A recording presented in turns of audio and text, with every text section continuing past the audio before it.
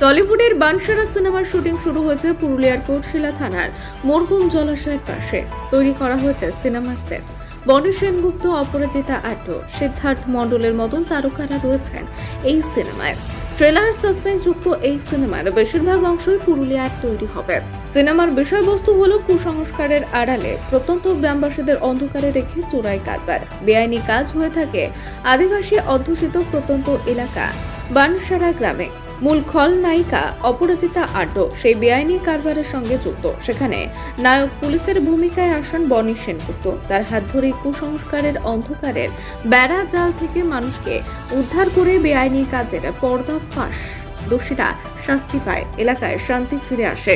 সেই কাল্পনিক বানসারা গ্রামকে তৈরি করা হয়েছে। এই এলাকায় তৈরি করা হয়েছে 40 ফুটের দেবী। এক সপ্তাহ ধরে সেই শুটিং চলবে 25শে জানুয়ারি পর্যন্ত। আগামী দুর্গাপুজোয় এই সিনেমা মুক্তি পাওয়ার কথা।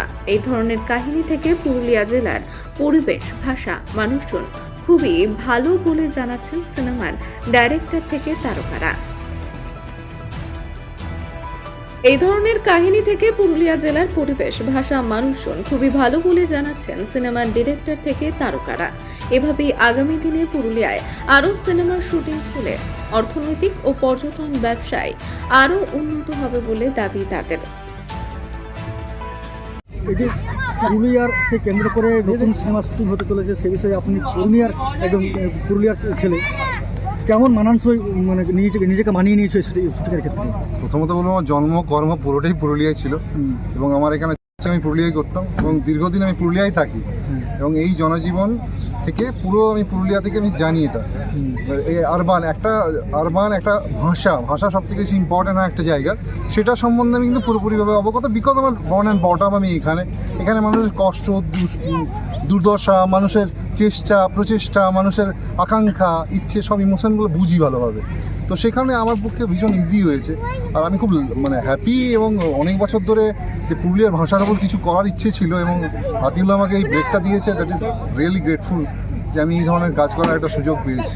পুরুলিয়ার ছেলে হিসেবে কলকাতার সিনেমা জগতে চান্স পাওয়া কতটা মুশকিল ছিল, কি মনে হচ্ছে? যথেষ্ট মুশকিল, long journey, 15 years journey, huge. তখন আমি যখন প্রথম স্টার্ট করি জীবন, তখন তো কিছু ছিল না, যে ইন্টারনেট নেই, কিছু নেই। ওই পুরুলিয়া পলিটেকনিক থেকে সাইকেলে করে আসা এবং সেখানে ওই 3.5 কিলোমিটার, কি জানি না আদৌ কী হবে। বিকজ আমি ফিল্ম ক্যারিয়ার নয়, বাবা মা স্কুল শিক্ষকতা করতেন, জেঠু বাবা কিছুটা সাপোর্ট করতো, সবাই সাপোর্ট করতো, কিন্তু আমাদের নিম্ন মধ্যবিত্ত বাড়ি থেকে সিনেমা অ্যাক্টর হয়ে যাওয়াটা ভীষণ কঠিন একটা জার্নি এবং প্রচুর মানুষের হেল্প পেয়েছি। রাজদা থেকে শুরু করে প্রচুর মানুষের, রাজদা আমার মাস্টারমশাই, অনেক মানুষ হেল্প পেয়েছি, সাহায্য ডেফিনেটলি পেয়েছি, শিখেছি অনেক বেশি।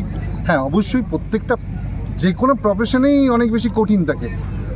নিউজ জার্নালিস্ট থেকে শুরু করে যে কোনো পেশাতে কঠিন, সবাই পরিশ্রম করছে, স্ট্রাগল করছে। বাট এটাকে স্ট্রাগল বলবো না, লুকিং ফরওয়ার্ড। আমি চেষ্টা একটা প্রসেসের মধ্যে দিয়ে যাচ্ছি। এই চরিত্রে আপনার মূলত চরিত্রটা কীরকম ধরনের রয়েছে? এইটা আর 5টা চরিত্রের মতন, এই চরিত্রটাকে দেখা যায়। আমরা গ্রামের এই চরিত্র, আরবান জায়গায় আমরা চরিত্রটাকে দেখি, একদমই আরবান ঘেঁষা একটা চরিত্র এবং এটা মনে হয় আমার পাড়ারই কোনো মানুষ একজন, সেই রকমই চরিত্র। এখনো পর্যন্ত কতগুলো সিনেমাতে আপনি চান্স পেয়েছে বলে বলা যেতে পারে? আমি মোর দেন 25 থেকে 26টা ছবিতে আরও বেশি হবে ফিল্ম কাজ করেছি। আমি সন্তানে অভিনয় করেছিলাম, দাদা লেজেন্ড মিঠুন দা অপোজিটে রাজদা অপরচুনিটি দিয়েছে এবং প্রত্যেকটা অ্যাক্টারের সাথেই প্রায় 5টা-6টা করেছি ফিল্ম করেছি। ওয়েব সিরিজ করেছি প্রায় 12-14টা। নেটফ্লিক্স রিলিজ করছে খাঁকি 2, সেটাই অভিনয় করেছি। পরিণীতাতেও কাজ করেছি রাজদার এবং বেশ কিছু আরও ছবি আসছে। একটা লাস্ট প্রশ্ন, যেটা হচ্ছে যে উচ্চমানের যারা অভিনেতা রয়েছে বলিউড থেকে টলিউড, তাদের সঙ্গে নিজেকে কতটা মানিয়ে নিতে পেরেছে এই সিনেমার জগতে? মানিয়ে নেওয়ার কিছু নাই, আর 5জন আলটিমেট আমরা মার হুঁশ দিই। যত বেশি ট্রান্সপারেন্সি থাকবে, যত বেশি স্বচ্ছতা থাকবে, তত ভালো পারফরমেন্স হবে।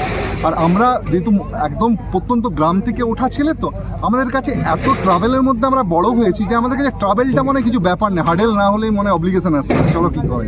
That is the most important. প্রত্যেকটা মানুষের নিজস্ব একটা স্টোরি লাইন থাকে, কন্টেন্ট থাকে।